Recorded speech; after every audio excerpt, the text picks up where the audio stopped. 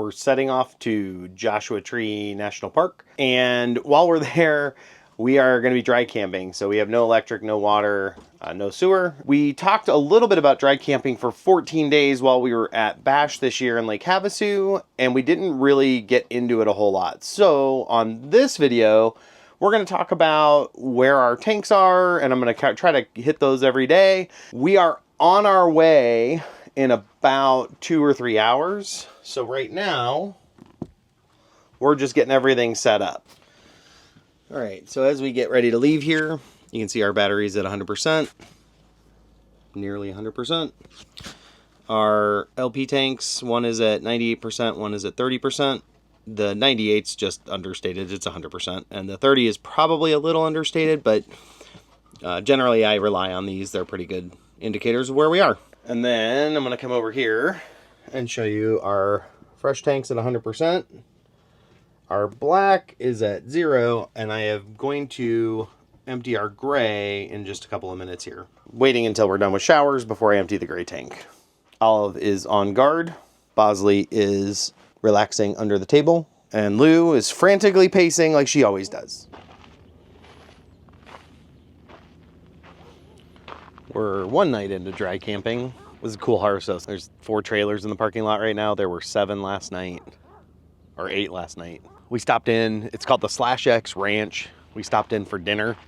It was pretty nice. Anyway, we are through our first night of dry camping, and I'm trying to remember every day to grab kind of statistics of where we are.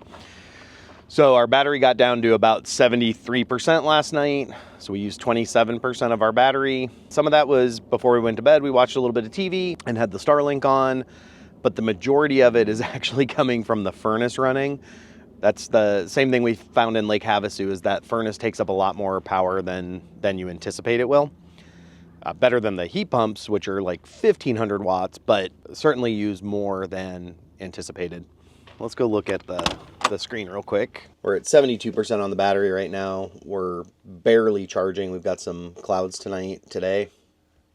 We used about 12% of our propane from the driver tank, or from the road tank.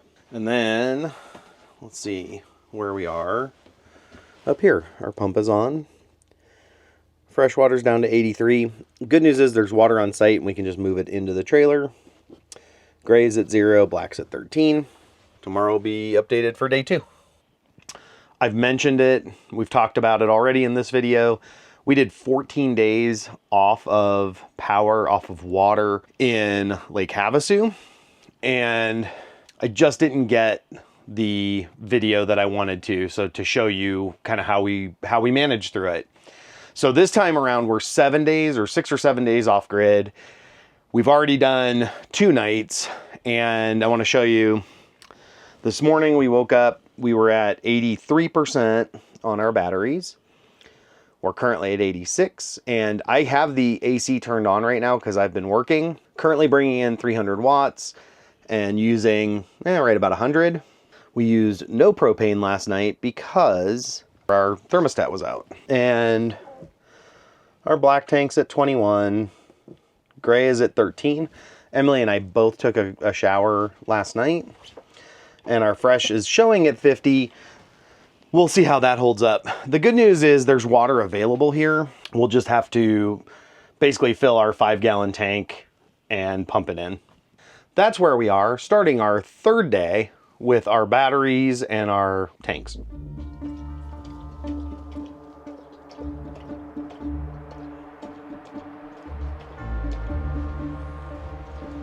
After about 5 days, that's where we are with our power. We're at 33% this morning. We kind of went wild with power usage yesterday and the day before. We were both working all day, so essentially the Starlink was on all day. We kind of did whatever we wanted to do because we knew Friday morning we were heading out, and just kind of stopped conserving. In addition to not conserving, we also had no sun on Wednesday and no sun on Thursday. I'll show you the charts. You'll see our solar intake was very minimal on those 2 days. We are heading off this morning, and I just wanted to give you a quick look at where our battery was, but the charts will help kind of tell the story of what happened over the week. I'm gonna pop around here to show our tanks.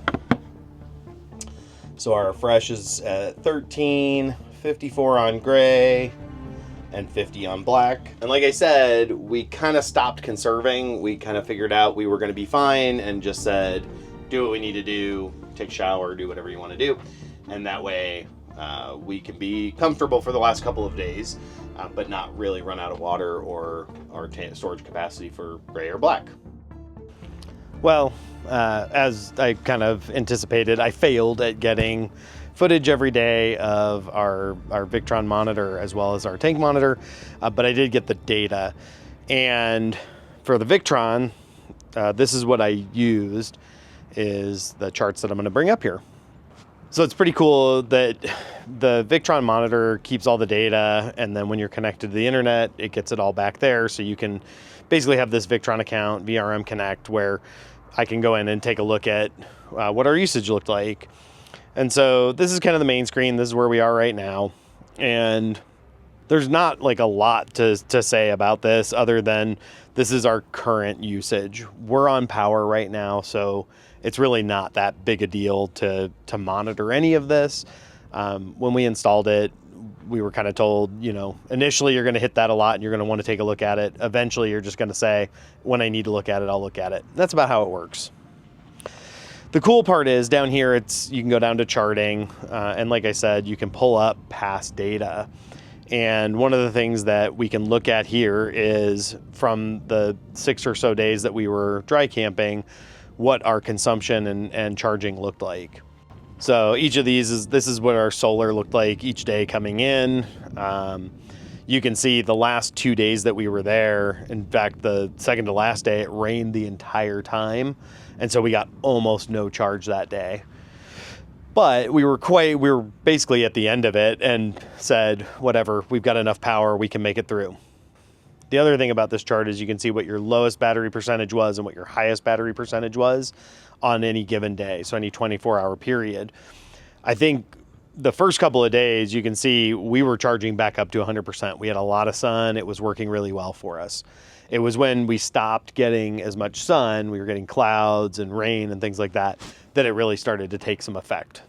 So the next thing I'm going to do is I'm going to go through kind of day by day so you can see what it looked like throughout the day.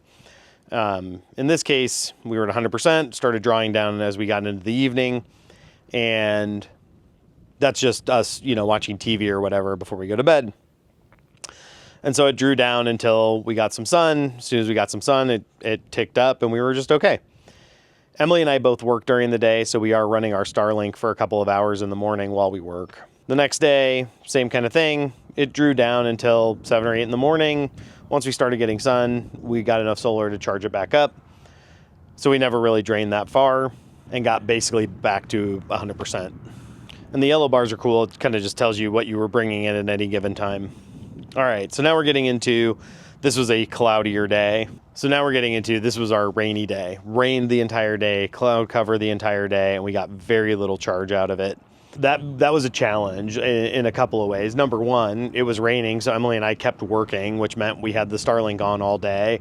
So it's one of those things where, because it was raining, it made sense just to keep working. And so that's what we did. Each night, what you see is that decrease. So we probably watch TV until about from 6 to 8 o'clock, and then we turn off the TV. The rest of that is the furnace running. The furnace draws a lot more than I guess I anticipated. It's not that bad, but for it really just being a fan, I didn't think it was going to draw as much. So just hitting on a couple of the other cool like monitoring features here, you can look at, you know, where are your propane tanks? So because we have the Mopica propane sensors, we can look at our VRM Connect and be able to see where our propane is. And then we have 3 temperature sensors. The first one, and probably the most important to us, is the outside sensor. So this lives near the black tank, And so that just tells us what's the outside temperature, what is the outside of our rig dealing with right now. We have 2 other sensors, one's in the refrigerator, one's in the freezer, and that's just so we can see what the temperature and the humidity is in each, the refrigerator and the freezer. The last thing to talk about here is our black, gray, and freshwater tanks. You can see on this chart where our gray started to deplete. The 2 days where it shows it was 50% and then 50% is because we went and got water at the campground and brought back and pumped it into our freshwater tank. That was to help us kind of make it through the rest of the week. Our dogs probably go through a gallon plus a day of water, and so we deplete water without actually putting it into our black or gray tank. The black tank did really well. You know, we only ended up at 50%. We actually only ended up at 54% on our gray tank as well. But you can kind of see how those progressed up through the week. Ultimately, I'm happy with our ability to dry camp like this. This was a 6-day trip. We actually did this at Bash, so we'll have a video on Saturday, but we actually did 14 days of dry camping at Bash. We did refill our tanks once while we were there, and we did dump while we were there, but that was really just a precaution. At the end of the 2 weeks, we looked back at it and figured out we could have made it the entire 2 weeks without a problem. Do you guys do any dry camping? If you do, tell us about your experience. We'd love to hear about it. We're heading to Arizona next. We'll be there for quite a while because we're gonna spend some time at an Escapees park there and then head to Escapade in Tucson. We're pretty excited for it. Thanks for watching.